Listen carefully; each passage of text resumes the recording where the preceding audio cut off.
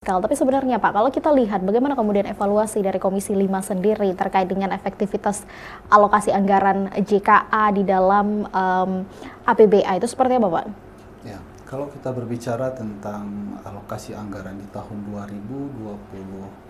2026 ini, kami melihat dari tahun-tahun sebelumnya ini anggaran JKA terkecil yang pernah diplot oleh pemerintah Aceh untuk jaminan kesehatan Aceh ini, begitu. Jadi ini adalah anggaran terkecil selama JKA di Aceh ini berlangsung. Tapi kalau bicara bagaimana kemudian anggaran terkecil ini bisa membawa dampak yang kemudian bisa dikatakan besar bagi masyarakat, itu seperti apa pandangannya? Apa yang kemudian bisa berubah dari anggaran yang berubah ini? Ya, anggaran ini sebenarnya akan berpengaruh nantinya tentang iuran kesehatan yang harus kita bayarkan kepada BPJS untuk mengcover seluruh jaminan kesehatan masyarakat Aceh.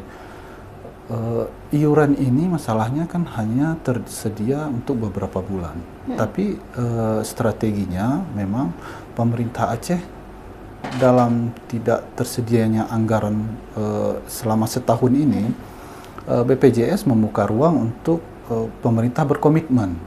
Nantinya kekurangan-kekurangan ini akan dibayarkan pada masa penganggaran selanjutnya, baik itu nanti perubahan anggaran atau mungkin ada anggaran-anggaran yang akan masuk kembali ke fiskalnya pemerintah Aceh.